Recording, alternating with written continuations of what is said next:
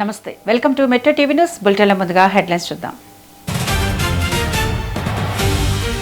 CM Revanth రెడ్డిపై కొండా సుస్మిత సంచలన వ్యాఖ్యలు. కాంగ్రెస్ సభ్యులపై సవతి ప్రేమ ఎందుకని ఆగ్రహం.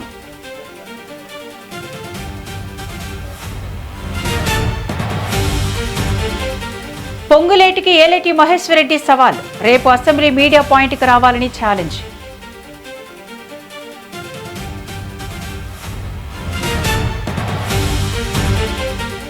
సోనియా గాంధీని విమర్శించే స్థాయి బండికి లేదని Chamala counter. BJP BRS match fixing చేసుకున్నాయంటూ ఆరోపణలు.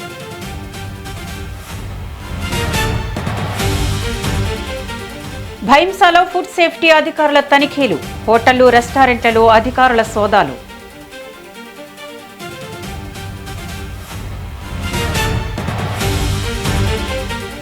బెట్టింగ్ యాప్ వ్యవహారంలో నిధి అగర్వాల్ను ప్రశ్నించిన ఈడీ. బ్యాంక్ లావాదేవీలు, హవాలా చెల్లింపులపై విచారణ.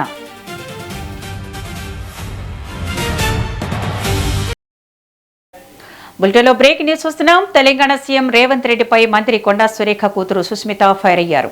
పరకాలలో మళ్లీ రేవూరి ప్రకాష్ రెడ్డి నిలబడతారని, గెలిపించాలని ప్రజలను ముఖ్యమంత్రి కోరడంపై అగ్గి మీద గుగ్గిలమయ్యారామె. పచ్చ కాంగ్రెస్ వర్సెస్ అచ్చ కాంగ్రెస్ అన్నట్టు పరిస్థితి మారిపోయిందన్నారు. రేవూరితో రాజీనామా చేయించండి, నేను నిలబడతా, ఎవరు గెలుస్తారో చూద్దామంటూ సూటిగా సీఎంకే సవాల్ విసిరారు. తన తల్లిదండ్రులు కొండా సురేఖ, మురళి మంచివాళ్లు కాబట్టి ఏమీ మాట్లాడలేదని, తాను అలా కాదంటూ సుస్మిత కామెంట్ చేశారు. ఈరోజు మంత్రులకి ఇప్పుడు మా దగ్గరికి చాలా మంది బీసీ ఎమ్మెల్యేలు వచ్చినారు, మీరు అపాయింట్మెంట్ ఇవ్వట్లేదు అని చెప్పి. కొత్త ఎమ్మెల్యేలకి రిప్రజెంటేషన్స్ ఎక్కడ ఇవ్వాలో కూడా తెలియట్లేదు. మంత్రులు ఏమైనా సంతకాలు అవుతున్నాయి అంటే అవి అవ్వట్లేదు. మీరు ఏం చేస్తున్నారు? సరే, ఇప్పుడు వేం నరేందర్ రెడ్డికి సలహాదారుడిగా మీరు ఇచ్చారు కదా. నేను అడగదలుచుకున్నది ఒకటే ఏంటంటే, మరి 3 ఏళ్లలో వేం నరేందర్ రెడ్డి ఏం సలహా ఇచ్చిండు నీకు? నువ్వు ఏం సలహా పాటించి ఏం చేసినావు ప్రజలకు చెప్పాలి. నువ్వు ఆయన ఇచ్చిన సలహా ఏంటిది? నీ తమ్ముడు ఒక షెల్ కంపెనీ పెడితే 200 కోట్ల ఆస్తి ఉన్న ల్యాండ్, గవర్నమెంట్ ల్యాండ్ నువ్వు దారదత్తం చేసినావు నీ తమ్ముడికి. ఇట్లా నీ తమ్ముళ్ళు నువ్వు రాష్ట్రం మీద పడి తింటం తప్పితే ఇంకేం చేయలేదు. అట్లాంటిది నా ఇలాకాకు వచ్చి, కొండా ఇలాకాకు వచ్చి రేవూరి ప్రకాష్ రెడ్డిని మళ్ళీ గెలిపించమని చెప్పడంలో నీ ఆంతర్యం ఏంటిది అని అడుగుతున్నా నేను ఇవాళ.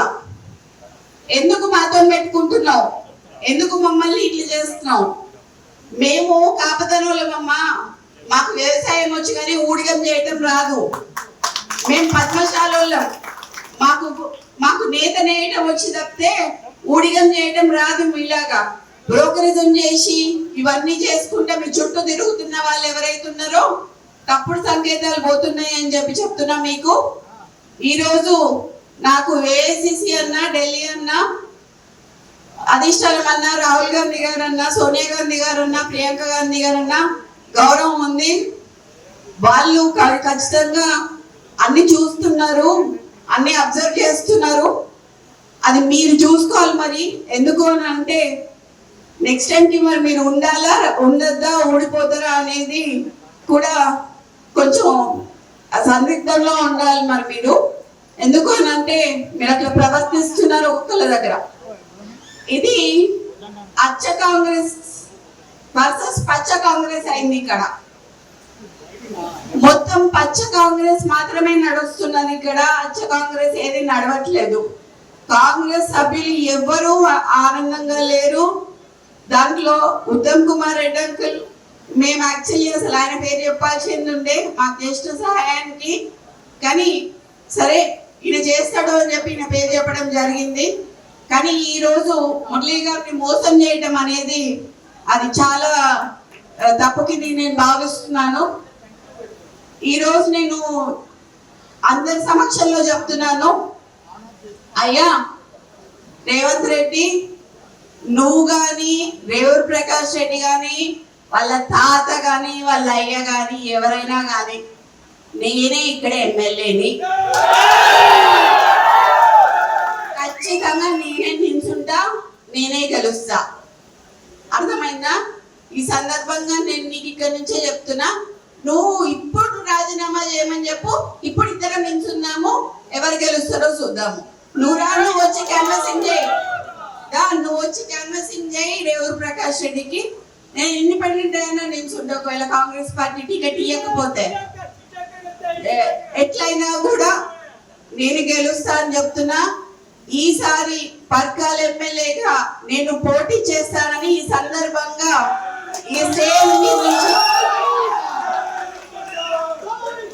ఈ స్టేజ్ మీద నుంచి నేను మీకు అందరికీ చెప్తున్నా.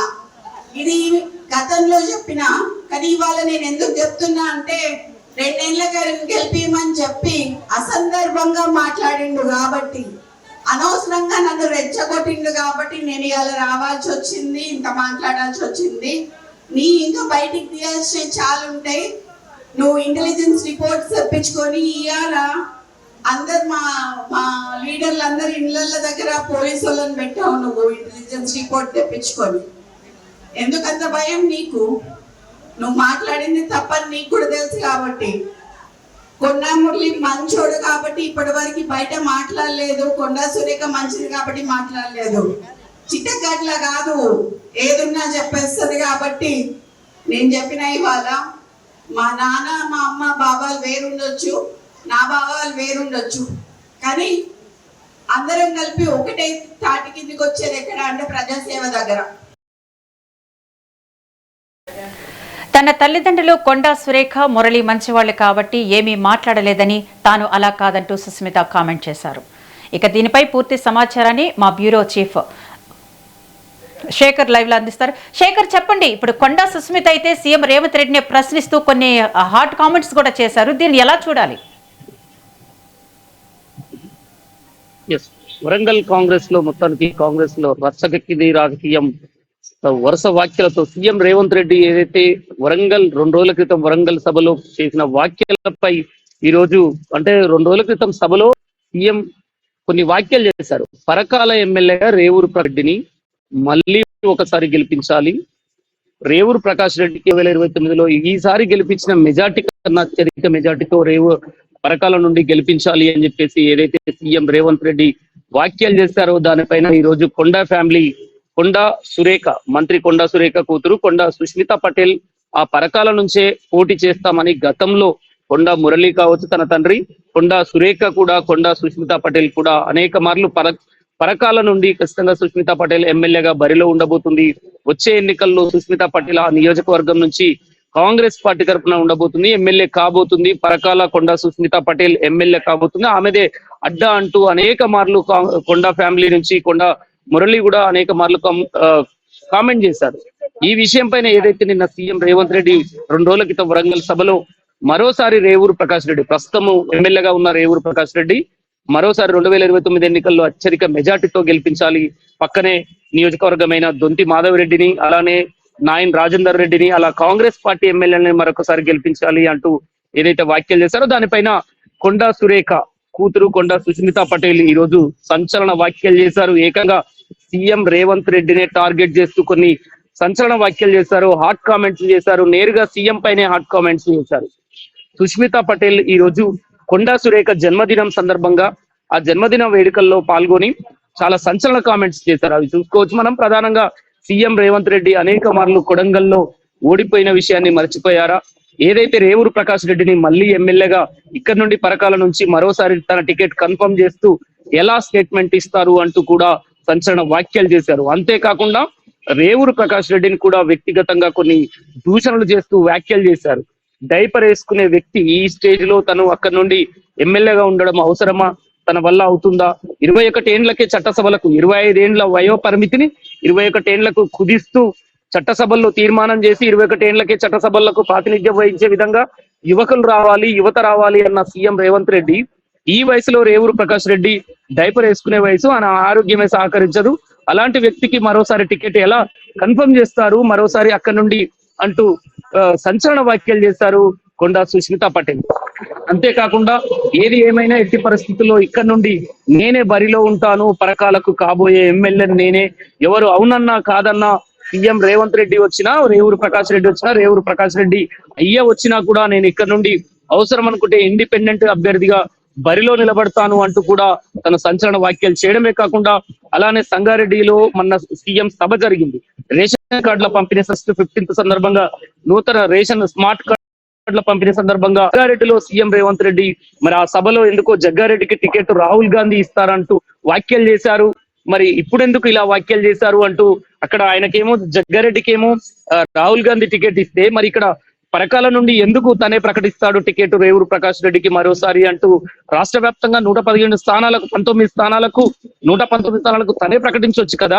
మరి ఎందుకు అలా చేస్తలేడు? అందులో 119లో 117 స్థానాలకు తనే ప్రకటించాలి. మరి రాహుల్ కాంగ్రెస్ పార్టీ హైకమాండ్ కదా ఇచ్చేది, ఎందుకు వీళ్ళు అంటూ ఇలాంటి వ్యాఖ్యలు చేయడమే కాకుండా మరోసారి ఇక చెప్పలేని విధంగా కొన్ని వ్యాఖ్యలు చేశారు. రేవంత్ రెడ్డి సోదరులే ఈ రాష్ట్రాన్ని దోచుకుంటున్నారు అంటూ కూడా సుష్మితా పటేల్ వ్యాఖ్యలు చేయడం, అంటే మంత్రుల ఫైళ్లు సంతకాలు కాకుండా ప్రజలకు ఎలాంటి సమస్యలు తీరకుండా ముందుకు వెళ్ళట్లేదు. మరి ప్రభుత్వ సలహాదారుడుగా సీఎం కు సలహాదారుడుగా ఉన్న పేం నరేందర్ రెడ్డి ఏం చేస్తున్నారు అంటూ కూడా తను వ్యాఖ్యలు చేసింది. అంతేకాకుండా అంటే టీడీపీ ఇది అచ్చ కాంగ్రెస్ పార్టీ కాదు, అచ్చమైన కాంగ్రెస్ పార్టీ కాదు, ఇది పచ్చ టీడీపీ పచ్చ కాంగ్రెస్ పార్టీ అంటూ కూడా సంచలన వ్యాఖ్యలు చేశారు. ఇది తెలుగుదేశం పార్టీ కాంగ్రెస్ పార్టీ కానీ అసలైన కాంగ్రెస్ పార్టీ కాదు అంటూ కూడా సుష్మితా పటేల్ వ్యాఖ్యలు చేసింది.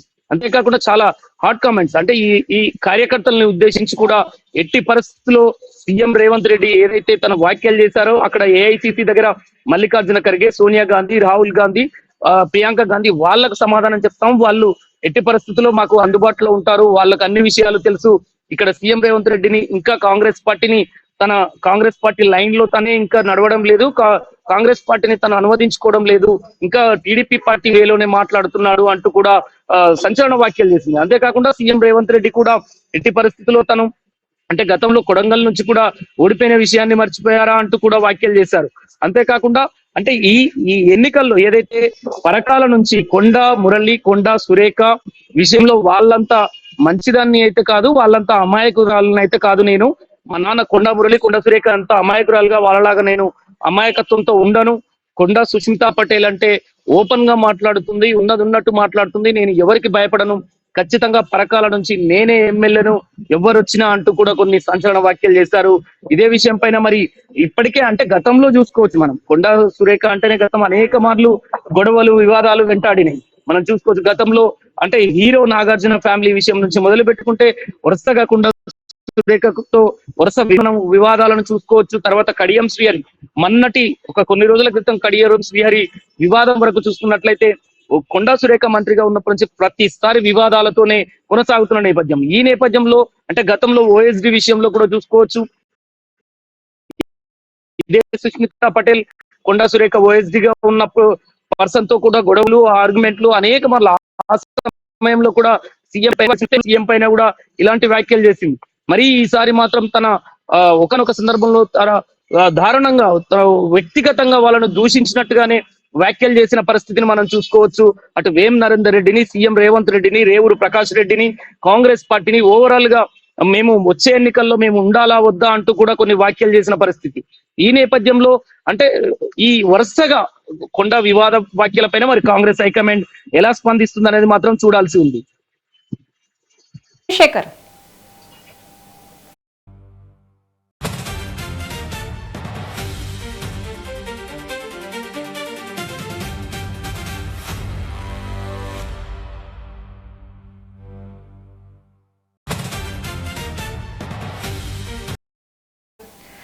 తన తల్లిదండ్రులు కొండా సురేఖ, మురళి మంచివాళ్లు కాబట్టి ఏమీ మాట్లాడలేదని, తాను అలా కాదంటూ సుస్మిత కామెంట్ చేశారు. ఇక దీనిపై మరింత సమాచారాన్ని మా ప్రతినిధి మౌనిష్ అందిస్తారు. మౌనిష్, చెప్పండి, సుస్మిత అయితే సీఎం రేవంత్ రెడ్డి మీద కొన్ని కామెంట్స్ అయితే చేశారు. అంటే ఎలక్షన్స్ ఇంకా 2.5 ఏళ్లు ఉండగానే ముందుగానే రేవంత్ రెడ్డి ఇలా ప్రకటించడం అంటే అధిష్టానం ఈ అభ్యర్థి విషయంలో క్లారిటీగా ఉందని అనుకోవచ్చా? ఎస్ రమ్య, అసెంబ్లీ ఎన్నికలకు ఇంకా చాలా సమయం ఉన్నప్పటికీ పరకాల కాంగ్రెస్ రాజకీయాలు ఇప్పటి నుంచే వేడెక్కుతున్నాయనే చెప్పుకోవచ్చు. అయితే ఉమ్మడి జిల్లాలలో పరకాల నియోజకవర్గానికి అయితే ఒక ప్రత్యేక గుర్తింపు అయితే ఉంది. ఎంతో మంది నేతలు ఇక్కడ నుంచి ఎమ్మెల్యేగా గెలిచి మంత్రులుగా కూడా పనిచేయడం జరిగింది. అయితే ఇటీవల కాలంలో పరకాల నిత్యం వార్తల్లో నిలుస్తుంది. ఇటు 2 రోజుల క్రితం సీఎం పర్యటనలో భాగంగా పరకాల మళ్ళీ వార్తల్లోకి నిలిచిందనే చెప్పుకోవచ్చు. అయితే సీఎం రేవంత్ రెడ్డి పరకాల బహిరంగ సభలో ఇటు సిట్టింగ్ ఎమ్మెల్యే రేవూరి ప్రకాష్ రెడ్డి మళ్ళీ భారీ మెజారిటీతో గెలిపించాలని చేసిన వ్యాఖ్యలు ఆయన వర్గంలో ఉత్సాహాన్ని నింపక ఇటు మంత్రి కొండ దంపతులలో ఇటు ఒక నిరుత్సాహాన్ని అయితే నింపాయని చెప్పుకోవచ్చు. దీంతోనే ఈ రోజు బుధవారం మంత్రి కొండ సురేఖ పుట్టినరోజు వేడుకల పేరుతో కొండ సుష్మిత అయితే ఇటు గీసుకొండ సంగెం మండలం అదే విధంగా వరంగల్లో కూడా కొన్ని కార్యక్రమాలు అయితే నిర్వహించడం జరిగింది. మంత్రి కొండ సురేఖ వేడుకలో పాల్గొనడం జరిగింది. మొదటగా ఇక్కడ వరంగల్ పోచం మైదానంలో ఉన్నటువంటి సర్కిల్ కి వద్దకైతే చేరుకోవడం జరిగింది. అక్కడ కొండ సురేఖ బర్త్డే వేడుకలను జరుపుకున్న తర్వాత హెల్మెట్ల పంపిణీతో పాటుగా అన్నదాన కార్యక్రమాలు నిర్వహించారు. ఇక్కడ ఎలాంటి మాటలు మాట్లాడలేదు, కేవలం శుభాకాంక్షలు తెలపడం జరిగింది. అయితే ఇటు మళ్ళీ అక్కడ నుంచి 5,000 మందితో ఇటు వరంగల్లో ఉన్నటువంటి ఎస్ఎస్ గార్డెన్ లోకి వెళ్ళడం జరిగింది. అక్కడైతే ఇటు తెలంగాణ ముఖ్యమంత్రి రేవంత్ రెడ్డి పైన అయితే తీవ్రంగా అయితే ఫైర్ అయిన నేపథ్యం కూడా కనిపిస్తుంది. సంచలనమైన వ్యాఖ్యలు అయితే కూడా చేయడం జరిగింది. అయితే ముఖ్యమంత్రి ఇటు నిన్ను కొడంగల్లో ప్రజలు ఓడగొట్టారు, అది మర్చిపోయామంటూ కొన్ని కామెంట్స్ కూడా చేయడం జరిగింది. అదే విధంగా 10 ఏళ్ల ముఖ్యమంత్రిగా ఉంటానంటున్నావు, ఇటు రాజశేఖర్ రెడ్డి కూడా ఇలాంటి మాటలు చెప్పలేదు, నువ్వు ఏ విధంగా చెప్తున్నావు అంటూ తను కొన్ని విమర్శలు కూడా చేయడం జరిగింది. నీకు కాంగ్రెస్ సంస్కృతి అనేది ఇంకా తెలియలేదు, ఎలాంటి సంస్కృతి కాంగ్రెస్ ఎలాంటి సంస్కృతి ఉందనేది నీకు ఇంకా తెలియలేదు, ఎందుకు నీకు టీడీపీ వారంటే ఇష్టం, కాంగ్రెస్ వారంటే ఎందుకు ఇష్టం లేదంటూ కొన్ని ప్రశ్నలు కూడా వేయడం జరిగింది. తనను 20 ఏళ్లకి ఎమ్మెల్యే కావాలని అనుకుంటున్నావా అని నన్ను అడిగావు, కానీ మరి డైపర్లు వేసుకొని ఇప్పుడు తిరగలేకపోతున్నటువంటి ప్రస్తుతం ఎమ్మెల్యేగా ఉన్నటువంటి పరకాల నియోజకవర్గ ఎమ్మెల్యేగా ఉన్నటువంటి రేవూరి ప్రకాష్ రెడ్డికి టికెట్ ఎలా ఇస్తావంటూ అయితే మండిపడడం జరిగింది.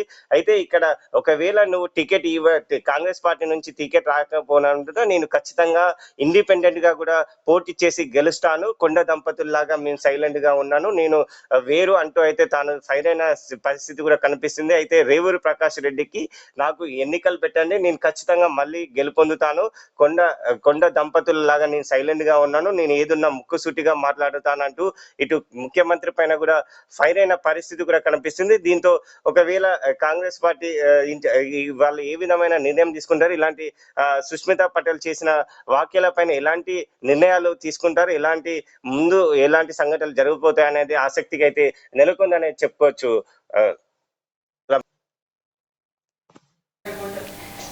మౌనిష్, ఇక్కడ సుస్మిత మాట్లాడుతూ అచ్చ కాంగ్రెస్ వర్సెస్ పచ్చ కాంగ్రెస్ అంటూ కొన్ని కామెంట్స్ చేశారు. మొన్న కోమటిరెడ్డి రాజగోపాల్ రెడ్డి కూడా ఇవే కామెంట్ చేశారు. అంటే సొంత పార్టీలో సీఎంకు వ్యతిరేకత పెరుగుతుంది అనుకోవచ్చా? ఇప్పుడు కొండ సుష్మిత పటేల్ వ్యాఖ్యలతో ఎక్కువగా ఇటు టీడీపీ నాయకులకే ఎక్కువగా ఇంపార్టెన్స్ ఇస్తున్నారని మనమైతే చెప్పుకోవచ్చు. కొండ సుష్మిత పటేల్ వ్యాఖ్యల్లో మనకు కనిపిస్తుంది. అయితే కాంగ్రెస్ పార్టీని ఉన్నటువంటి నాయకులకు ఎలాంటి గౌరవం ఇవ్వడం లేదు, కేవలం అతను టీడీపీ నుంచి వచ్చిన నేపథ్యంలో కేవలం టీడీపీ వారికే సపోర్ట్ ఉన్నారు, వారిని సపోర్ట్ చేస్తున్నారంటూ ఇప్పుడు ఈ రోజు కొండ సుష్మిత పటేల్ చేసినటువంటి వ్యాఖ్యలను అయితే నిరసనంగా చెప్పుకో. దీంతో ఇప్పటికైతే పరకాల నియోజకవర్గానికి సంబంధించి ఇటు కొండ సుష్మిత పటేల్ చేసిన వ్యాఖ్యలు అయితే తీవ్ర దుమారం అయితే నేర్పుతున్నాయి. ఏకంగా మన తెలంగాణ ముఖ్యమంత్రి సీఎం రేవంత్ రెడ్డి పైన సంచలన వ్యాఖ్యలు చేయడం అయితే ఇప్పుడు ఒక హాట్ టాపిక్ గా మారిందనే చెప్పుకోవచ్చు. రమ్య,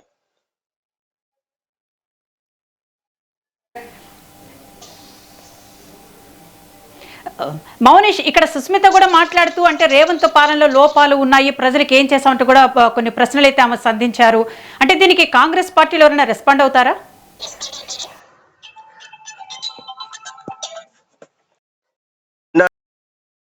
చేసిన వ్యాఖ్యలతో అయితే తాను ఎక్కువ కాంగ్రెస్ పార్టీకి కాకుండా రేవంత్ రెడ్డికి వ్యతిరేకంగా ఉందనే చెప్పుకోవచ్చు. ఎందుకంటే ఎలాంటి అభివృద్ధి చేశావో నువ్వు చూపించు అనే కొన్ని వ్యాఖ్యలు కూడా చేయడం జరిగింది. అయితే దీంతో ఎవరు స్పందిస్తారనేది ఒకసారి వేచి చూడాల్సిన అవసరం ఉంది. ఎందుకంటే ఇప్పుడు కొండ దంపతులు కూడా దీనిపైన ఎలాంటి వ్యాఖ్యలు చేస్తారు, ఎలాంటి మాట్లాడుతారు అనేది ఒకటి ఆసక్తికరం అయితే నెలకొంది. అయితే దీన్ని పూర్తిగా తన వ్యక్తిగతంగానైతే తాను పరిగణిస్తున్నానని చెప్తుంది. తాను ఇప్పటికీ దీనికి నాది ఇది వ్యక్తిగత సంబంధం, నేను ఇది కామెంట్స్ అనేది వ్యక్తిగతంగానే చేశానంటూ తను కూడా కొంచెం చెప్పిన పరిస్థితి కూడా కనిపిస్తుంది. అయితే ఇప్పుడు కొండ మురళి దంపతులైతే వీటిపైన కొండా సుస్మితా పటేల్ చేసిన వ్యాఖ్యలపైన ఎలాంటి స్పందిస్తారనేది వేచి చూడాల్సిన అవసరం అయితే ఉంది. ఇటు కాంగ్రెస్ పార్టీ నాయకుల హైకమాండ్ నుంచి కూడా ఎలాంటి స్పందన వస్తుందనేది మాత్రం ఎదురు చూడాల్సిన అవసరం ఉంది. Right, thank you Mounish.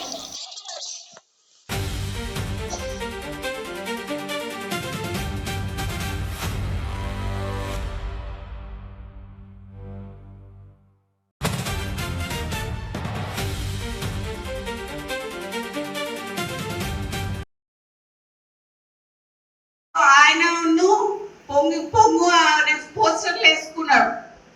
మరి అక్కడనే హైదరాబాద్ ఇన్ఛార్జ్ అయిన పొన్నం ప్రభాకర్ గారి ఫోటో వేయలేదు. అంటే బీసీలంటే అంత చులకన్నా మీకు అని నేను అడగదలుచుకున్నా. ఈరోజు నీతోని పీసీసీగా ఆడడానికి తిరిగిన దయాసాగర్ రావు గారిని కానీ షబీర్ అలీ గారిని కానీ అప్పుడు కార్లు ఎక్కించుకొని తిప్పినావు. ఇవాళ అట్లీస్ట్ వాళ్ళకి అపాయింట్మెంట్ అన్నా ఇస్తున్నావా నువ్వు అని అడుగుతున్నా నేను. ఈ సందర్భంగా నేను గుర్తు చేయాల్సింది ఏంటంటే, నిన్ను కూడా కొడంగల్లో ఒకసారి ప్రజలు ఓడగొట్టిండ్రు. అట్లాంటిది నేను 10 ఏళ్ళు ముఖ్యమంత్రి ఉంటా అని చెప్పుకున్నావు. రాజశేఖర్ రెడ్డి గారు లాంటి వాళ్ళు కూడా చెప్పుకోలేదు అట్లా. నీకు కాంగ్రెస్ సంస్కృతి అనేది ఇంకా ఎక్కలేదు అని చెప్పి నీకు చెప్తున్నా. ఈ రోజు నేను ఒకటే అడుగుతున్నా నిన్ను, ఎందుకు నీకు టీడీపీ సభ్యులంటే అంత ప్రేమ? ఎందుకు మా కాంగ్రెస్ సభ్యులని సవత్తల్లి ప్రేమతో చూస్తున్నామని చెప్పి నేను అడగదలుచుకున్నా. ఈరోజు 21 ఏళ్ళకే ఎమ్మెల్యే చేయాలి అని చెప్పి నేను అడుగుతా అని చెప్పి నువ్వు అన్నావు. మరి ఇప్పుడు డైపర్లు వేసుకొని ఇప్పుడే తిరుగుతలేడు ఆయన. నువ్వు నెక్స్ట్ 2 ఏళ్ళకి మళ్ళీ సీట్ ఇస్తానంటే ఏంది ఇది? ఎక్కడి నుంచి ఎక్కడికి పోతున్నామని అడుగుతున్నా నేను ఇవాళ. నువ్వు ఒకసారి ఒక మాట మాట్లాడుతావు, ఒకసారి ఒక మాట మాట్లాడుతావు. నువ్వు కొన్న మురళికి ఎందుకు రాజకీయంగా ఆయనను తొక్కదలుచుకున్నావు? బీసీలను తొక్కదలుచుకున్నావా? సరే, నేను అనుకున్నా లాస్ట్ టైం మాట్లాడినట్టు రెగ్యులర్ కాంగ్రెస్ అనుకున్నా. అక్కడేమో సంగారెడ్డికి పోయినప్పుడు నిన్న అక్కడ జగ్గారెడ్డి గారికి ఏమో అధిష్టానం చెప్తుంది అని చెప్పిండు. ఇక్కడికి వచ్చేమో రేవంత్ ప్రకాష్ రెడ్డి టికెట్ ఆయన్నే ఇచ్చినట్టు చెప్తాడు. ఇక మన 119 నియోజకవర్గాలకు కూడా నువ్వే ఇయ్యరాదు అయిపోతుంది. ఏదైనా కాంగ్రెస్ లా గుర్తుపెట్టుకో, రేవంత్ రెడ్డి అధిష్టానం నిర్ణయిస్తుంది తప్పితే ఇక్కడ సీల్డ్ కవర్ సీఎం ఉంటారు తప్పితే, సీఎం అనేది కుర్చీని కాపాడుకోవాలని అంటే కొంచెం నిబద్ధతతో ఉండాలి. ఎవరినైనా కార్యకర్తలని లీడర్లని కాపాడుకోవాలి. కొండమురళి లాంటి లీడర్ని కాపాడుకోకుండా ఈ రోజులు చాలా పెద్ద తప్పు చేస్తున్నావు అని చెప్పి నేను చెప్తాను. ఈ సందర్భంగా నేను గుర్తు చేయాల్సింది ఏంటంటే, నిన్ను కూడా కొడంగల్లో ఒకసారి ప్రజలు ఓడగొట్టిండ్రు. అట్లాంటిది నేను 10 ఏళ్ళు ముఖ్యమంత్రి ఉంటా అని చెప్పుకున్నావు. రాజశేఖర్ రెడ్డి గారు లాంటి వాళ్ళు కూడా చెప్పుకోలేదు అట్లా. నీకు కాంగ్రెస్ సంస్కృతి అనేది ఇంకా ఎక్కలేదు అని చెప్పి నీకు చెప్తున్నా. ఈ రోజు నేను ఒకటే అడుగుతున్నా నిన్ను, ఎందుకు నీకు టీడీపీ సభ్యులంటే అంత ప్రేమ? ఎందుకు మా కాంగ్రెస్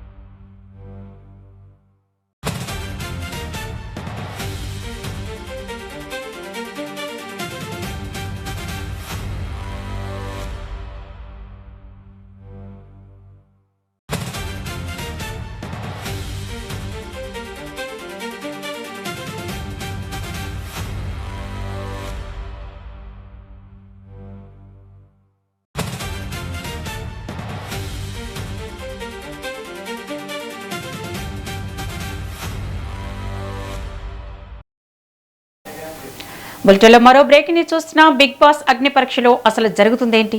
సామాన్యులకు బిగ్ బాస్ హౌస్ లో అవకాశం కల్పించాల్సిన జడ్జీలే కంటెస్టెంట్లను అవమానిస్తున్నారా? ముఖ్యంగా ఉప్పల్ బాలపై నవదీప్ చేసిన వ్యాఖ్యలు ఎందుకు వివాదాస్పదంగా మారాయి? శ్రీముఖి వ్యవహార శైలిపైన ఎందుకు విమర్శలు వస్తున్నాయి?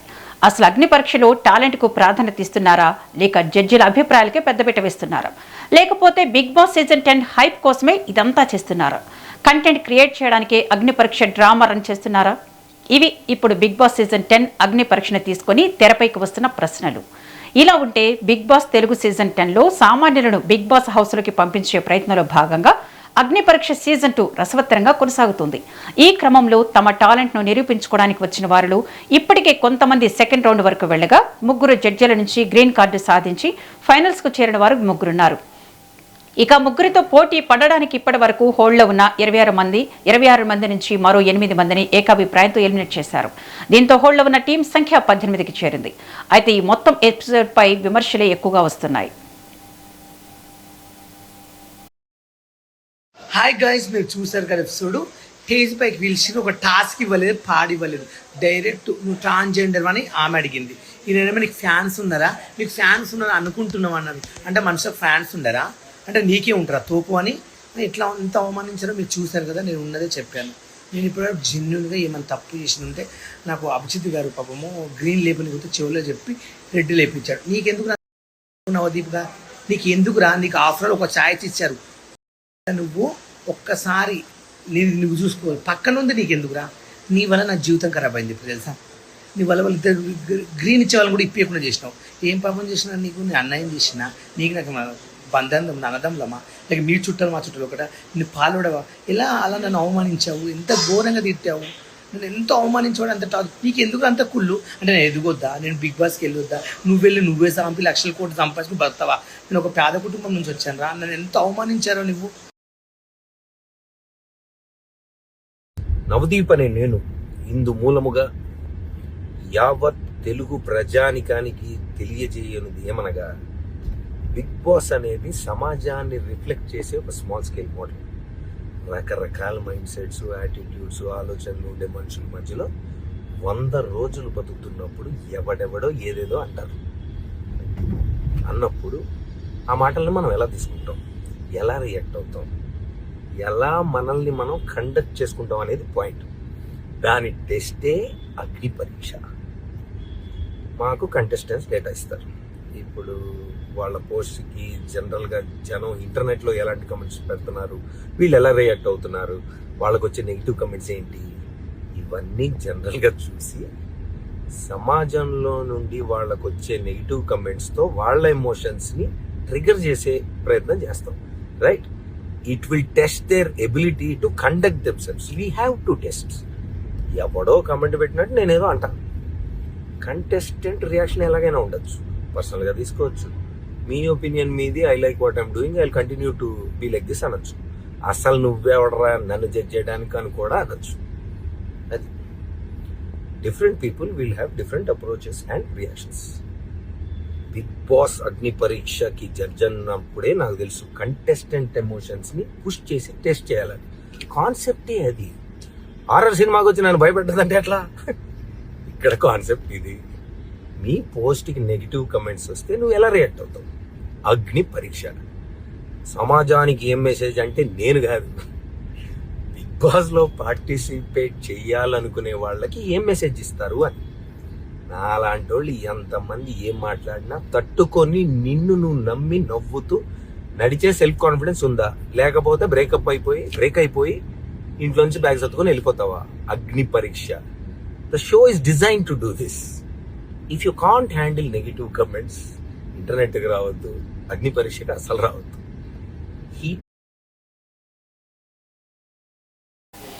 ఇక ఆ 3తో పోటీ పడడానికి ఇప్పటి వరకు హోల్డ్లో ఉన్న 26 మంది నుంచి మరో 8 మందిని ఏకాభిప్రాయంతో ఎలిమినేట్ చేశారు. దీంతో హోల్డ్లో ఉన్న టీం సంఖ్య 18కి చేరింది. అయితే ఈ మొత్తం ఎపిసోడ్ పై విమర్శలే ఎక్కువగా వస్తున్నాయి. ఇక దీనిపై మరింత సమాచారాన్ని మా ప్రతినిధి అక్రమ్ అందిస్తారు. అక్రమ్, చెప్పండి, అసలు అగ్ని పరీక్ష 2లో ఏం జరుగుతుంది? అంటే సామాన్య వ్యక్తులు పిలిపించి అవమానిస్తున్నారని సోషల్ మీడియాలో కూడా ట్రోల్స్ వస్తున్నాయి.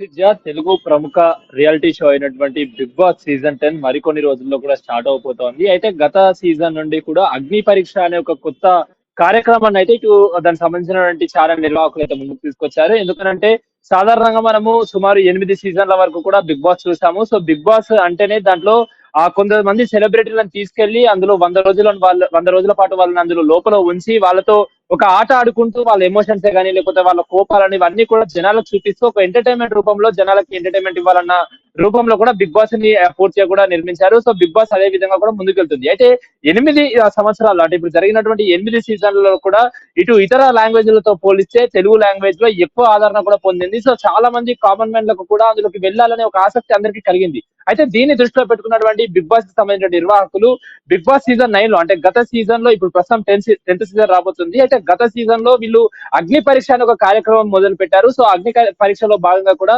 మొత్తంగా కామన్ మ్యాన్స్ ఎవరైతే సాధారణ వ్యక్తులు ఎవరైతే ఉంటారో సాధారణ మనుషులు ఎలాంటి ఫేమ్ లేని వాళ్ళు అదే విధంగా చిన్న చెక్క వీడియోలు చేసుకునే వాళ్ళు రీల్స్ లో ఫేమస్ అయిదామని చిన్న చిన్న వీడియోస్ చేసుకునే వాళ్ళు వీళ్ళందరూ కూడా అగ్ని పరీక్షకు వస్తారు. సో అక్కడికి వచ్చిన తర్వాత అగ్ని పరీక్షలో భాగంగా అప్పటికే బిగ్ బాస్ లో చాలా ఫెమిలియర్ అయినటువంటి కొంతమంది కంటెస్టెంట్ ఉదాహరణకు నవదీపే గాని అదే విధంగా బిగ్ బాస్ ఓటీటీలో గెలిచినటువంటి బిందు మాధవి అదే విధంగా బిగ్ బాస్ సీజన్ 3 లో గెలిచినటువంటి అభిజిత్ ఈ ముగ్గురిని కూడా జడ్జిలుగా కూర్చోబెట్టి సో వచ్చేటువంటి సాధారణ వ్యక్తులు ఎవరైతే ఉంటారో అంటే కామన్ మ్యాన్స్ ఎవరైతే ఉంటారో వాళ్ళని పూర్తిగా కూడా ఈ ముగ్గురు జడ్జిలు జడ్జ్ చేసి ఈ కామన్ పర్సన్ అసలు బిగ్ బాస్ లోకి వెళ్ళాలా లేదా అనేది పూర్తిగా కూడా నియమిస్తారు. సో అగ్ని పరీక్ష పూర్తి కార్యక్రమానికి సంబంధించినటువంటి ప్లానింగ్ ఈ విధంగా కొనసాగుతుంటుంది. సో ఇది లాస్ట్ ఇయర్ పెట్టారు, చాలా సక్సెస్ఫుల్ అయింది. అదే విధంగా ఈ విధంగా అగ్ని పరీక్ష నుంచి తీసుకున్నటువంటి ఒక కంటెస్టెంట్ బిగ్ బాస్ సీజన్ 9 కి విజేత కూడా నిలిచారు. అయితే ఇప్పుడు బిగ్ బాస్ 10 లో భాగంగా అగ్ని పరీక్ష సీజన్ 2 అంటే ప్రస్తుతం సీజన్ 2 జరుగుతుంది కాబట్టి సో సీజన్ 2 లో కూడా కొంతమంది కామన్ మ్యాన్స్ ఎవరైతే కామన్ పీపుల్ సాధారణంగా ఫేమ్ లేని పీపుల్ ని అందరినీ కూడా పిలిపించి కార్యక్రమం నిర్వహిస్తున్నారు. దానిలో భాగంగానే కొన్ని వేల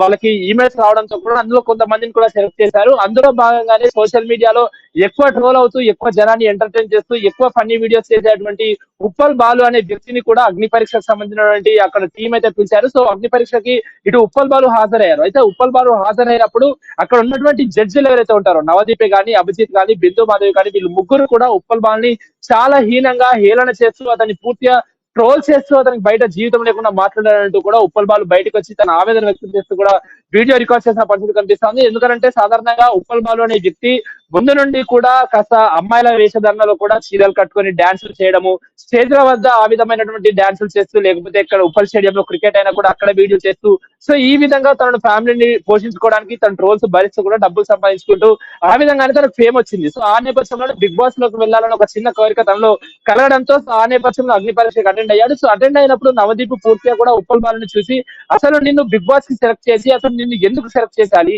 నిన్ను సెలెక్ట్ చేస్తే నేను సమాజానికి ఏం మెసేజ్ ఇవ్వాలి అంటూ కూడా ఇటు నవదీప్ మాట్లాడినట్లు కూడా ఇటు ఉప్పల్ బాలు బయటకు వచ్చి ఆరోపిస్తున్న పరిస్థితి కనిపిస్తుంది. అలా మాట్లాడడం వల్ల అతనికి ఏమొస్తుంది, సో నన్ను పంపిస్తే సమాజానికి ఏ చెడు జరుగుతుంది, అసలు నా వల్ల ప్రాబ్లం ఏంటి అంటూ కూడా ఉప్పల్ బాలు చాలా ఆవేదన వ్యక్తం చేస్తూ కూడా వీడియో రిలీజ్ చేసిన పరిస్థితి కనిపిస్తుంది. ప్రధానంగా ముగ్గురు జడ్జిల్లో మరొక జడ్జి అయినటువంటి బిందు మాధవి ఏకంగా ఉప్పల్ బాలుని నువ్వు ట్రాన్స్జెండర్ వా అని నేరుగా కూడా అంటే లైవ్ షోలో పూర్తిగా నేరుగా కూడా నువ్వు ట్రాన్స్జెండర్ వా అని అడగడంతో కూడా ఉప్పల్ బాలుకు సంబంధించిన మనోభావాలు పూర్తిగా కూడా దెబ్బతిన్నాయని చెప్తున్నాడు. ఎందుకంటే ఉప్పల్ బాలుకి గతంలో నుండి కూడా ట్రోలింగ్ వచ్చినప్పటికీ కూడా అతని తర్వాత అతను ఆ విధమైనటువంటి వీడియోలు ఎందుకు చేస్తున్నాడు, ఆ విధంగా చీరలు కట్టుకొని ప్రజల్లో ఎందుకు డాన్స్ చేస్తున్నాడు, రీల్స్ ఆ విధమైనటువంటి ఒక అమ్మాయిల వీడియోలు చేస్తూ ఎందుకు అప్లోడ్ చేస్తున్నాడో కూడా పూర్తిగా తన బాధ వ్యక్తం చేస్తూ అనేక వీడియోలు అప్లోడ్ చేశారు. దానిలో భాగంగానే తన కుటుంబ పోషణ సరిగ్గా లేదు, తన కుటుంబ పరిస్థితి సరిగ్గా లేదు, ఆర్థికంగా వాళ్ళు చాలా వెనుకబడి ఉన్నారు, తన ఇంట్లో వాళ్ళని తను పోషించాలంటే ఈ విధమైనటువంటి వేషధారణ తనకి తప్పట్లేదంటూ కూడా ఎన్నోసార్లు ఆవేదన వ్యక్తం చేస్తూ కూడా వీడియో రిలీజ్ చేస్తారు. దానికి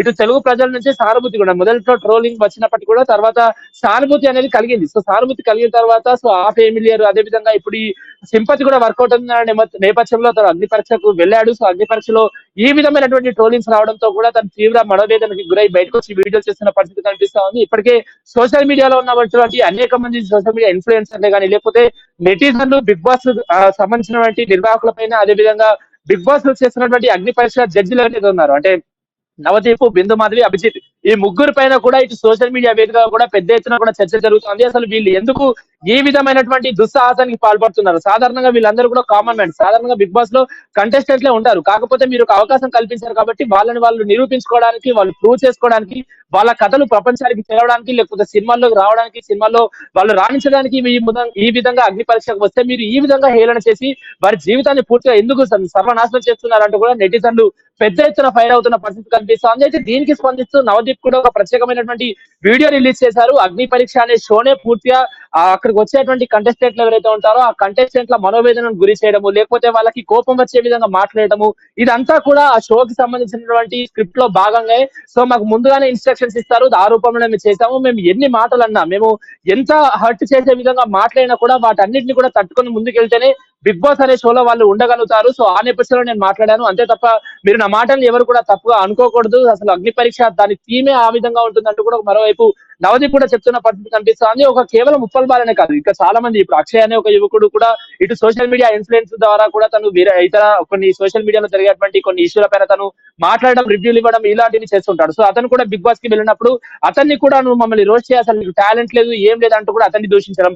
అదే విధంగా ఒక అమ్మాయి వెళ్ళినా కూడా అమ్మాయిని కూడా అసలు నేను లోపలికి పంపించాలా లేదా అని మేము డౌట్ పడుతున్నాం, అసలు నీలో ఎలాంటి టాలెంట్ లేదు అంటే పూర్తిగా కూడా వాళ్ళని డిమోటివేట్ చేసే విధంగా కూడా అగ్ని పరీక్ష పూర్తిగా కూడా నడుస్తుంది అంటూ కూడా పెద్ద ఎత్తున కూడా సోషల్ మీడియాలో ఉన్నటువంటి నెటిజన్లు ఫైర్ అవుతున్న పరిస్థితి కనిపిస్తా ఉంది. కేవలం అగ్ని పరీక్ష అనే షో ముందుగానే స్క్రిప్టెడ్ గా, అంటే ఎవరెవరిని పంపించాలి, ఎందుకు పంపించాలి, వాళ్ళకి చూడడానికి గ్లామర్ గా ఉన్నారా, లేకపోతే ఎత్తు ఉన్నారా, లేకపోతే హైట్ ఉన్నారా, వెయిట్ ఉన్నారా, ఇవన్నీ కూడా చూసి ముందుగానే టాలెంట్ ఉన్నా లేనప్పటికీ కూడా వాళ్ళని లోపలికి పంపించే ప్రయత్నం చేస్తున్నారు. ఆ నేపథ్యంలో టీఆర్పీ కోసం ఇలా సామాన్య ప్రజలను కావాలనే ట్రోల్ చేస్తున్నారు, హేళన చేస్తున్నారు అంటూ కూడా పెద్ద ఎత్తున కూడా ఫైరింగ్ అవుతుంది.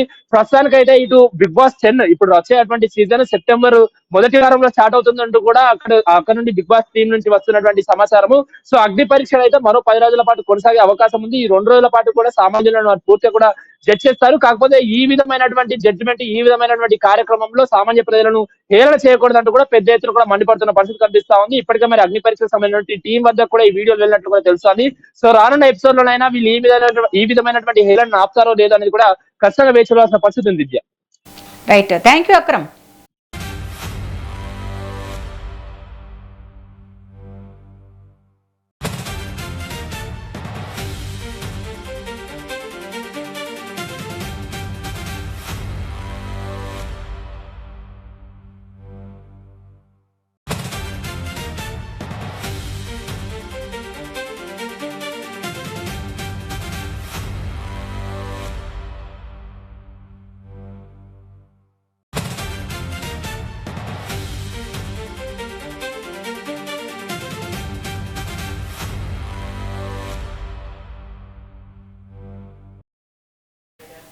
బులెటిన్లో మరో బ్రేకింగ్ న్యూస్ చూసిన మంత్రి పొంగులేటి శ్రీనివాసరెడ్డికి బీజేపీ నేత ఏలేటి మహేష్ రెడ్డి సవాల్ విసిరారు.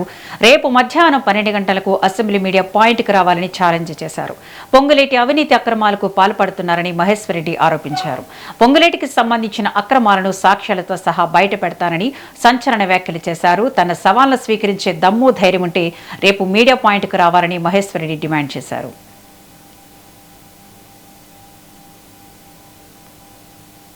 ఈరోజు మరి అనేకమైనటువంటి భూదందాలు చేసి 1,00,000 కోట్ల రూపాయలు ఈరోజు దోపిడీ చేస్తారు. దాని మీద మీ ముఖ్యమంత్రి మాట్లాడాడు, దాని మీద ముఖ్యమంత్రి ఎంక్వైరీ కోసం ఎక్కడ రాయడు. అదే మాదిరిగా నేను అడుగుతా ఉన్నాను, మరి ఈ ఆస్తుల బహిరంగ ఆస్తుల ట్రాన్స్ఫర్ మీద నేను బహిరంగ చర్చకు సిద్ధంగా ఉన్నా. రేపు 12 గంటలకు అసెంబ్లీ సాక్షిగా అసెంబ్లీ మీడియా పాయింట్ దగ్గర నేను సాక్ష్యాధారాలతో వస్తా. పొంగులేటి శ్రీనివాస్ రెడ్డి రావాలని నేను డిమాండ్ చేస్తా ఉన్నా.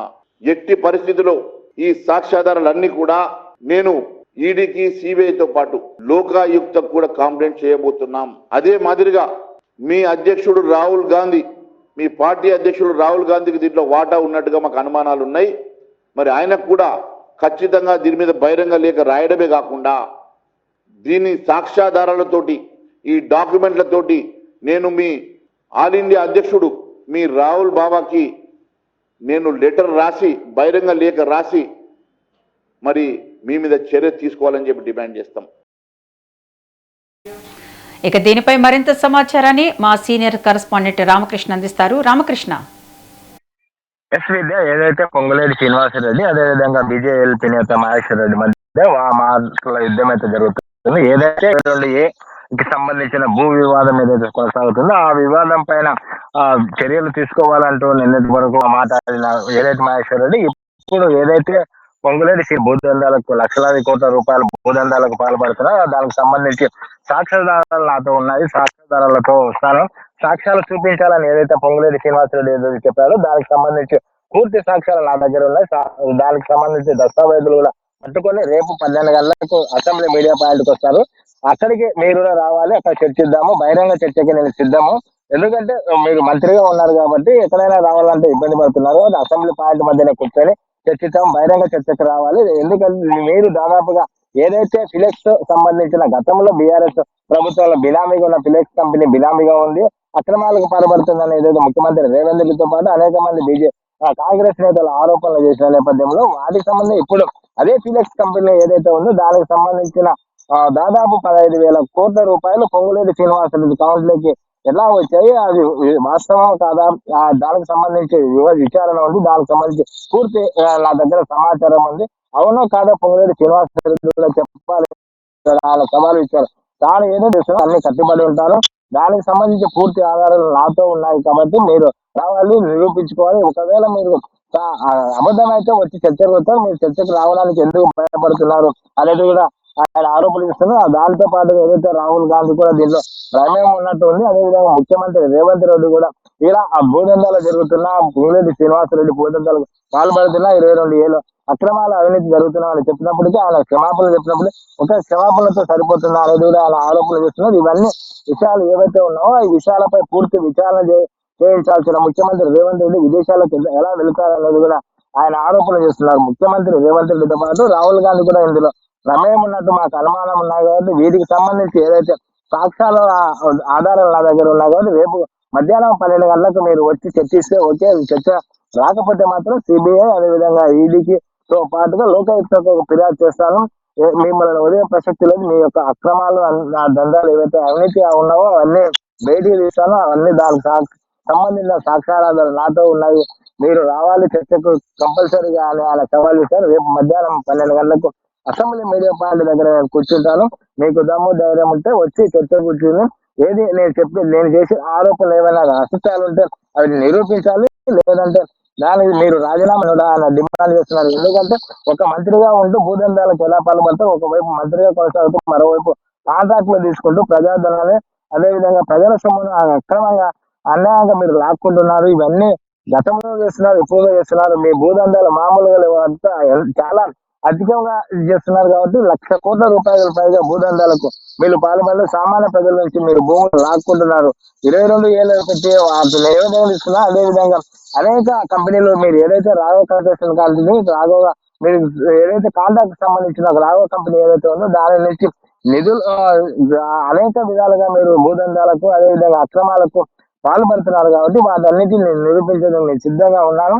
మీరు నిజంగా నిజాయితీ పరులు అయితే మీకు ఎలాంటి తప్పిదాలు చేయలేకపోతే రేపు మధ్యాహ్నం 12 గంటలకు అసెంబ్లీ మీడియా పాయింట్ వద్ద వచ్చి బహిరంగ చర్చకు రావాలి. బహిరంగ చర్చకు నేను సిద్ధమన్నాడు. దీనికి మీరు సిద్ధపడి సవాలు స్వీకరించి రేపు మధ్యాహ్నం 12 గంటలకు రావాలి.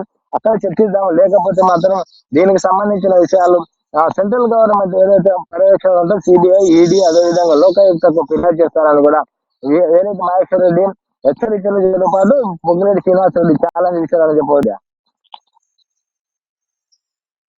Thank you Ramakrishna.